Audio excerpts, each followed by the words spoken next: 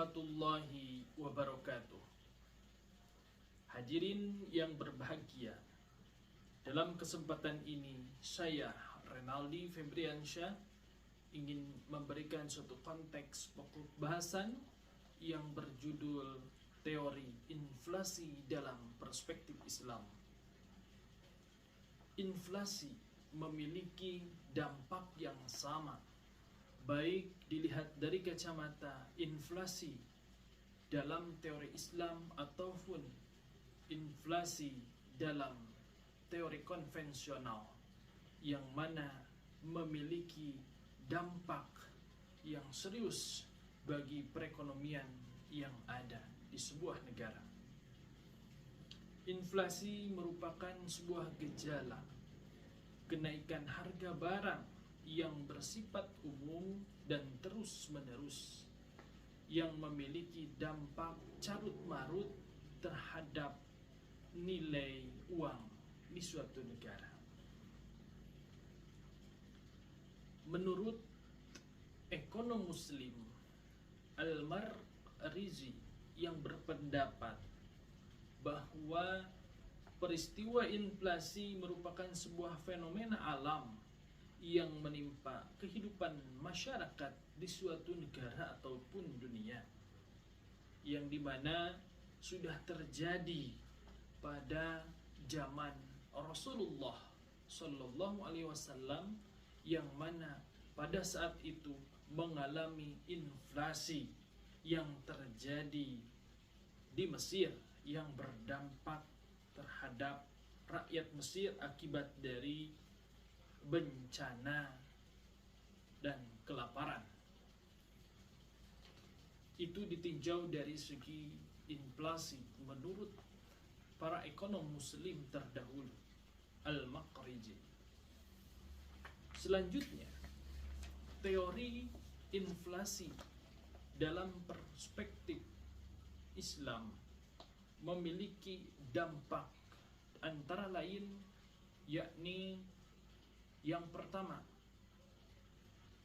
mengganggu fungsi uang, yang dimana inflasi ini nominal uang tidak sesuai dengan apa yang menjadi suatu pengeluaran dalam aktivitas ekonomi. Bisa kita ungkap bahwa inflasi ini besar pasak daripada tihang. Lalu selanjutnya, inflasi melemahkan semangat menabung dan sikap terhadap menabung akan masyarakat. Dikarenakan dengan terjadinya inflasi ini, merosotnya nilai uang di suatu negara, maka oleh karena itu semangat untuk menabung akan menurun, merupakan dampak dari inflasi itu sendiri. Maka banyak orang yang mengalihkan aset dari nominal menjadi margin, propensity to save. Banyak orang yang mengalihkan asetnya ke dalam aset real. Selanjutnya, dampak dari inflasi yakni meningkat kecenderungan berbelanja, terutama non-primer atau barang-barang mewah. Dikarenakan nilai uang sedang berturun, maka oleh karena itu masyarakat di suatu negara yang terdampak inflasi mengalihkan suatu aset nominal, yakni uang, menjadi aset real, yang mana bisa dalam bentuk properti, komoditas, ataupun barang-barang mewah. Selanjutnya, inflasi mengarahkan investasi non-produktif, yakni penumpukan kekayaan atau hoarding. Maka dari itu, dampak inflasi yang ada bisa menyebabkan fungsi nilai mata uang di suatu negara.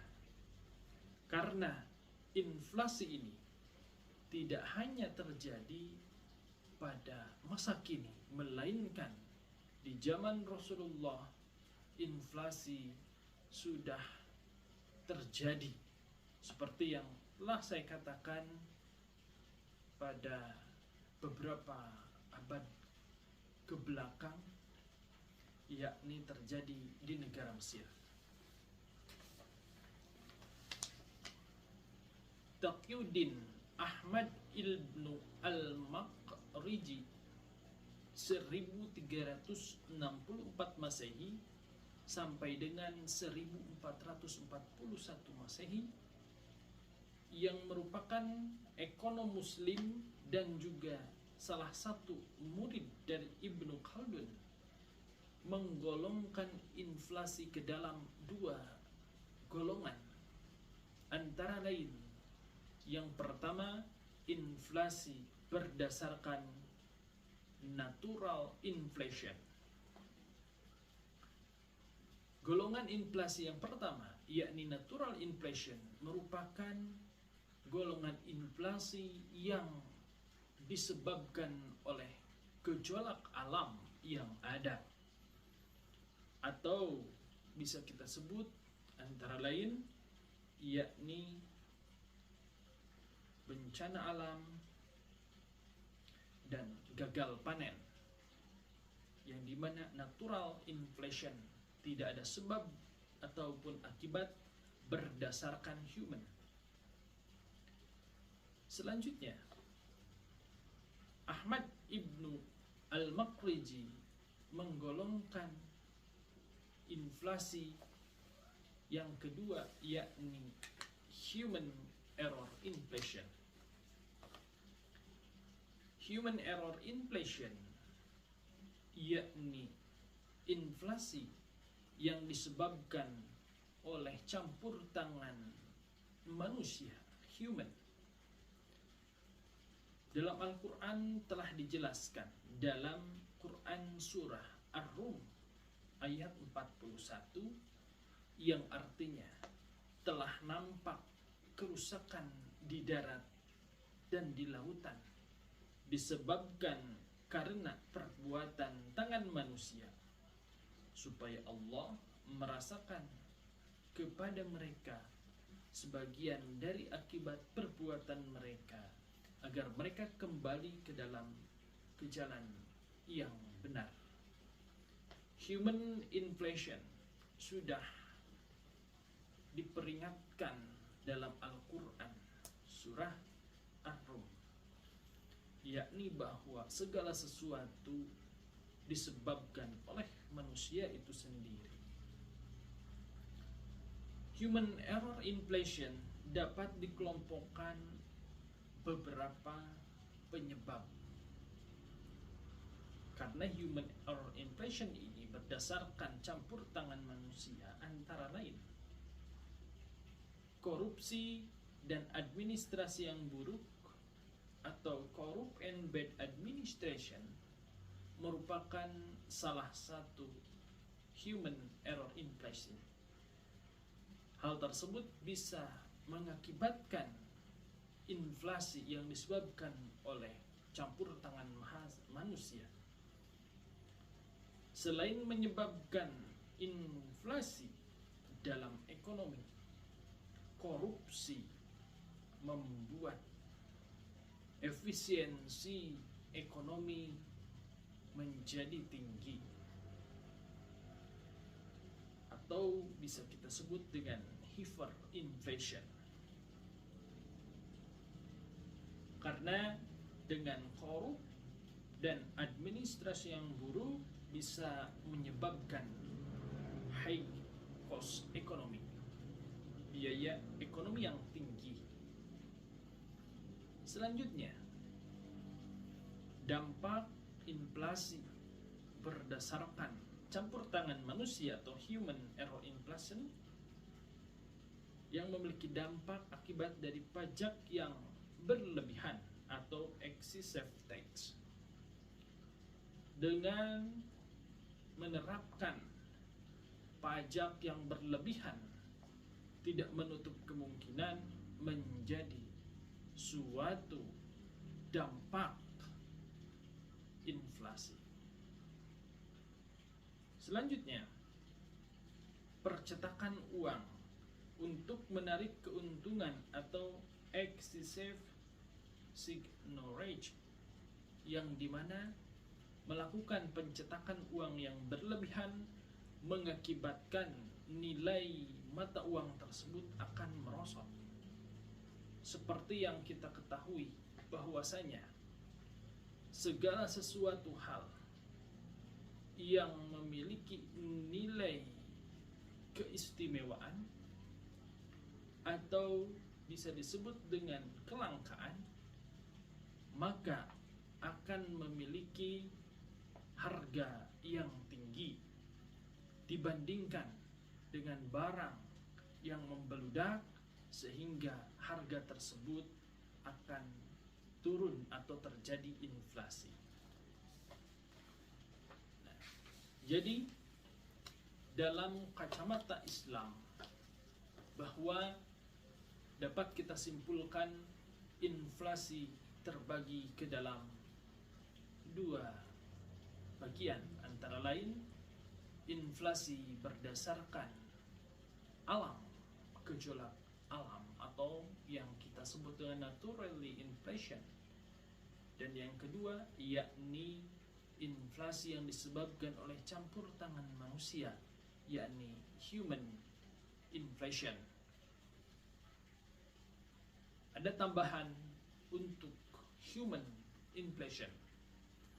Kebijakan pemerintah tidak menutup akan terjadinya suatu inflasi, karena kebijakan penting yang keluar dari pejabat tinggi negara mengakibatkan dampak yang besar bagi suatu negara, khususnya perekonomian yang ada di kalangan masyarakat.